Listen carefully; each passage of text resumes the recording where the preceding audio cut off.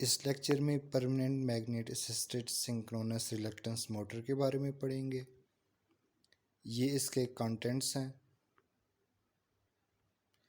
Introduction में सबसे पहले सिंक्रोनस मोटर है। सिंक्रोनस मोटर डबल फेड है।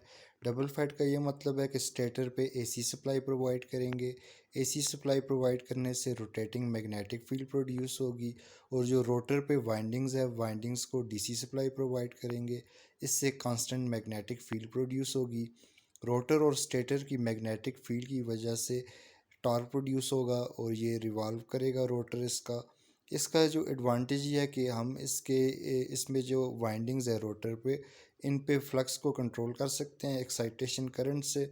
और इसका ये जो डिसएडवांटेज ये है कि इसमें टॉर्क डेंसिटी बहुत कम होती है। और दूसरा जो डिसएडवांटेज है इसमें वाइंडिंग्स की वजह से कॉपर लॉसेस होते हैं, जिसकी वजह से एफिशिएंसी इसकी बहुत कम होती है। इसकी वजह से हम परमानेंट मैग्नेट सिंक्रोनस मोटर पे मूव करते हैं। Permanent magnet synchronous motor single phase है क्योंकि इसके रोटर पे परमानेंट मैग्नेट्स होते हैं। इसमें दो टाइप्स हैं। एक है सरफेस माउंटेड परमानेंट मैग्नेट और एक है interior permanent magnet synchronous motor. ये जो सरफेस माउंटेड हैं ये हाई स्पीड में यूज़ नहीं कर सकते क्योंकि जब हाई स्पीड पे यूज़ करते हैं तो ये मैग्नेट्स जो हैं ये डैमेज हो जाते हैं। और फिर ये interior permanent magnet synchronous motor है। इसमें फर्दर टोपोलॉजीज़ हैं वी टाइप यू टाइप। इनमें वी टाइप जो है वो सबसे बेस्ट है, उसे इलेक्ट्रिक व्हीकल में यूज़ करते हैं। इसका एडवांटेज ये है कि हाई टॉर्क डेंसिटी हम अचीव कर सकते हैं, इसकी एफिशिएंसी हाई है। लेकिन इसमें जो परमानेंट मैग्नेट्स ये यूज़ कर रहे हैं परमानेंट मैग्नेट्स की कॉस्ट ज़्यादा और इजीली अवेलेबल नहीं है और इन्हें हम फ्लक्स को कंट्रोल भी नहीं कर सकते। इसलिए हम hybrid permanent magnet synchronous motor पे मूव करते हैं। इसमें परमानेंट मैग्नेट्स भी हैं और हम वाइंडिंग्स भी होंगी जिससे एक्साइटेशन के थ्रू एक्साइटेशन प्रोवाइड करेंगे, जिससे ये इलेक्ट्रोमैग्नेट ऐसे एक्ट करेगा और फील्ड जनरेट करेगा। उससे हम कंट्रोल भी कर सकते हैं, कंट्रोलेबिलिटी का भी ऑप्शन इसमें होगा। अब फिर इसमें परमानेंट मैग्नेट्स भी है। परमानेंट मैग्नेट्स को इससे हम सिंक्रोनस रिलक्टेंस मोटर में जाएंगे। इसमें परमानेंट मैग्नेट्स नहीं होते और इसमें ये बैरियर्स इंट्रोड्यूस कराते हैं। बैरियर्स इंट्रोड्यूस इसलिए कि ताकि ये रिलक्टेंस की वजह से रिवॉल्व करे। आगे इसकी वर्किंग भी देखेंगे। और फिर जब बैरियर्स में परमानेंट मैग्नेट्स प्लेस करते हैं तो फिर ये permanent magnet assisted synchronous reluctance motor बन जाती है।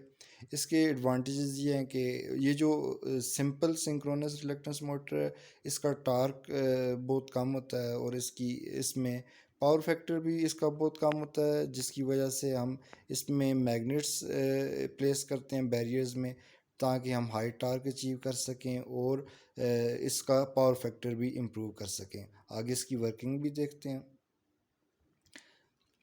मोटर की क्लासिफिकेशन है on the basis of torque.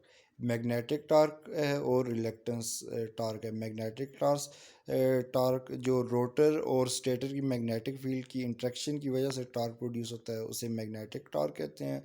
और रिलक्टेंस टार्क जब हम स्टेटर से थ्री फेज सप्लाई प्रोवाइड करते हैं तो रोटेटिंग मैग्नेटिक फील्ड प्रोड्यूस होती है और वो एयर गैप से पास होके अगर रोटर पे हमने कोई फेरोमैग्नेटिक मटेरियल रखा हुआ है तो उससे वो पास होगा और वो रोटेटिंग मैग्नेटिक फील्ड के साथ अलाइन करने की कोशिश करेगा और फिर वो रोटेट करेगा। ये जो अब मैग्नेटिक टार्क है, सिर्फ जिनमें मैग्नेटिक टार्क प्रोड्यूस होता है उनमें इंडक्शन मशीन है, सरफेस माउंटेड है, नॉन सैलिएंट पोल है, डीसी है। अब जिनमें मैग्नेटिक और रिलक्टेंस टार्क दोनों प्रोड्यूस होते हैं उनमें इंटीरियर परमानेंट मैग्नेट है, सैलिएंट पोल है और हाइब्रिड स्टेपर मोटर है। रिलक्टेंस मोटर जिनमें सिर्फ रिलक्टेंस टार्क ही प्रोड्यूस होता है उनमें स्विच रिलक्टेंस है, सिंक्रोनस रिलक्टेंस है और स्टेपर मोटर है। अब परमानेंट मैग्नेट जो असिस्टेड सिंक्रोनस रिलक्टेंस मोटर है इनकी वर्किंग देखते हैं। स्टेटर पे जब three phase AC supply provide करते हैं तो उससे रोटेटिंग मैग्नेटिक फील्ड प्रोड्यूस होती है। और रोटेटिंग मैग्नेटिक फील्ड जब हम रोटर में कोई फेरोमैग्नेटिक मटेरियल रखते हैं, उससे जब पास होती है मैग्नेटिक फील्ड, तो वो जो मटेरियल है वो रोटेटिंग मैग्नेटिक फील्ड के साथ ख़ुद को लाइन करता है और उसके साथ रोटेट करता है। इस तरह रोटेशन प्रोड्यूस होती है। ये एक 4 पोल है। इसमें ये बताया गया कि डी एक्सिस और क्यू एक्सिस का बताया गया और मैक्सिमम टॉर्क कब प्रोड्यूस होगा। ये जब इसमें अगर इस एंगल पे देखें तो मैक्सिमम फ्लक्स इंट्रैक्शन है, इस एंगल पे देखें तो मिनिमम फ्लक्स इंट्रैक्शन है। और मैक्सिमम टॉर्क प्रोड्यूस होने के लिए यहाँ पे फ्लक्स इंट्रैक्शन ज़्यादा और यहाँ पे कम होनी चाहिए। और ये रिलक्टेंस टॉर्क का फार्मूला है। जब डी एक्सिस पे इंडक्टेंस ज़्यादा होगी और क्यू एक्सिस पे इंडक्टेंस कम होगी तो फिर मैक्सिमम रिलक्टेंस टॉर्क प्रोड्यूस होगा। अगर हम रोटर को सिलिंड्रिकल बना दें ताकि मैक्सिमम फ्लक्स इंट्रैक्शन हो, लेकिन यहाँ पे फ्लक्स क्या है, कांस्टेंट है, फ्लक्स डिफरेंस नहीं है, जिसकी वजह से टॉर्क ज़ीरो टॉर्क प्रोड्यूस होगा। तो इसलिए हम ये वाला स्ट्रक्चर इसको सिलेंड्रिकल रोटर को यूज़ नहीं कर सकते। इसलिए हम इसमें ये बैरियर्स फ्लक्स बैरियर्स इंट्रोड्यूस करेंगे, जिसमें अगर इस एंगल पे देखें तो मैक्सिमम फ्लक्स पास होगा। ये जो फ्लक्स है इसमें इसमें बैरियर्स के पैरेलल से पास हो जाएगा, इजीली पास होगा, इसलिए हाई फ्लक्स इंट्रैक्शन है। जबकि दूसरे एंगल में देखें तो इसमें लो फ्लक्स इंट्रैक्शन इसलिए है क्योंकि अगर ये देखें तो ये फ्लक्स जो है इसमें ये जो बैरियर्स है, फ्लक्स बैरियर, ये एयर गैप है, यहाँ पे रिलक्टेंस ज़्यादा है, तो फ्लक्स इजीली पास इस तरह नहीं हो सकेगा। तो इसलिए ये फ्लक्स डिफरेंस क्रिएट करने के ताकि रोटर रोटेट करे, इसलिए इसमें बैरियर्स इंट्रोड्यूस करते हैं। अब permanent magnet assisted synchronous reluctance motor में कुछ इसमें प्रॉब्लम्स हैं, वो देखते हैं कि प्रॉब्लम्स कौन कौन से हैं। इसमें जो मेन प्रॉब्लम है वो हाई टार्क रिपल है। हाई टार्क रिपल को मिनिमाइज़ करने के लिए दो मेथड्स हैं। एक मेथड तो ये है कि हम ड्यूरिंग डिज़ाइन इसे मिनिमाइज़ करें, उसमें यह है कि हम मैग्नेट्स की जो प्लेसमेंट है वो प्लेसमेंट ही ऐसे करें कि टार रिपल ना हो। और दूसरा ये कि मशीन डिज़ाइन करने के बाद हम मशीन को कंट्रोल के थ्रू टार्क को मिनिमाइज़ करें, टार्क रिपल को मिनिमाइज़ करें। और फिर इसमें मिनिमाइजेशन के लिए कुछ और टोपोलॉजीज़ हैं, उनमें मैग्नेट पोल आर्क ऑप्टिमाइजेशन है। इससे हम एनालिटिकली भी इसे ऑप्टिमाइज़ कर सकते हैं और सॉफ्टवेयर के थ्रू। स्क्यूड मैग्नेट पोल्स हैं और मैग्नेट पोल पेयर, साइनोसाइडल मैग्नेट पोल्स, ये डिफरेंट मेथड्स हैं जिनके थ्रू अभी हम डिज़ाइन के पर्सपेक्टिव से मेथड देखेंगे, कंप्लीट उस पे उसके एनालिसिस करेंगे। Open circuit analysis. Open circuit analysis क्योंकि जो टोटल टार्क होता है उसमें दो कंपोनेंट्स होते हैं। एक तो इसमें कागिंग टार्क का भी होगा, और कागिंग टार्क भी होगा और रिपल टार्क भी होगा। कागिंग टार्क को भी हमने मिनिमाइज़ करना है और रिपल कंपोनेंट को भी मिनिमाइज़ करना है। तो कागिंग टार्क के लिए ओपन सर्किट एनालिसिस करते हैं। अब कागिंग टार्क, अब ये इसमें डिफरेंट मैग्नेट्स की अरेंजमेंट है। इन मैग्नेट की अरेंजमेंट से हम कागिंग टार्क को रिड्यूस कर सकते हैं। ये इसका सबसे पहले बेसिक मॉडल है, फिर ये मॉडल 1, मॉडल 2 और मॉडल 3, जिनमें मैग्नेट्स की डिफरेंट अरेंजमेंट्स है। अब जो बेसिक मॉडल है इसमें ये वाली जो डायग्राम है इसमें बैक ईएमएफ है, इसमें फंडामेंटल कंपोनेंट्स हैं और हार्मोनिक्स हैं, और इसमें ये जो है कागिंग टार्क है। इन फोर जो बेसिक मैग्नेट्स की अरेंजमेंट्स है उनके ये आगे डायग्राम्स है। इसमें जो बेसिक मॉडल है इसमें जो फंडामेंटल कंपोनेंट है सबसे हाई होगा। मॉडल 2 और मॉडल 3, इसका अगर देखें तो थर्ड हार्मोनिक, ये जो थर्ड हार्मोनिक है इनमें मॉडल 2 और मॉडल 3 का सबसे ज़्यादा होगा। और फिर इसके बाद जो मॉडल 1 है, मॉडल 1 में lowest peak to peak cogging torque है, और इसमें इसका जो कागिंग टार्क है वो 0.06 न्यूटन मीटर है। और इसमें जो अगर ये जो हार्मोनिक्स डिस्टॉर्शन है, अगर एवरेज हार्मोनिक डिस्टॉर्शन देखें परसेंटेज में, मॉडल 1 में 11.40% है, और सबसे ज़्यादा जो है वो मॉडल 2 में है 29.33%। आगे देखते हैं कि इसमें क्यों इनमें ज़्यादा है मॉडल 2 और 3 में कागिंग टार्क, और मॉडल 1 में कागिंग टार्क क्यों कम है। ये बैक ईएमएफ में भी इनमें ये जो रिपल्स हैं, रिपल्स को देख सकते हैं। और ये इसमें अगर देखें तो बेसिक मॉडल में इसका अगर रिपल्स काफ़ी कम है ये रेड कलर में, और ये जो पर्पल कलर में है मॉडल वन, इसकी अगर देखें तो बेसिक मॉडल से भी इसमें कॉगिंग टार्क कम है। फाइनाइट एलिमेंट एनालिसिस देखते हैं, ये ओपन लोड पे देखते हैं मॉडल टू और मॉडल थ्री। मॉडल टू और मॉडल थ्री में देखें तो इसमें जो पोल पीसेस हैं ये सेचूरेट हो जाएंगे, ये मॉडल टू और मॉडल थ्री, क्योंकि इसमें जो परमानेंट मैग्नेट्स हैं ये कंसंट्रेटेड हैं सेंटर पॉइंट में एक ही जगह पे, जिसकी वजह से इसके पोल पीसेस जो हैं सेचूरेट हो जाएंगे, और जिसकी वजह से flux distribution unequal flux distribution होगी, जिसकी वजह से इसमें कॉगिंग टॉर्क भी ज़्यादा होगा। और बेसिक मॉडल में देखें, और ये बेसिक मॉडल था, बेसिक मॉडल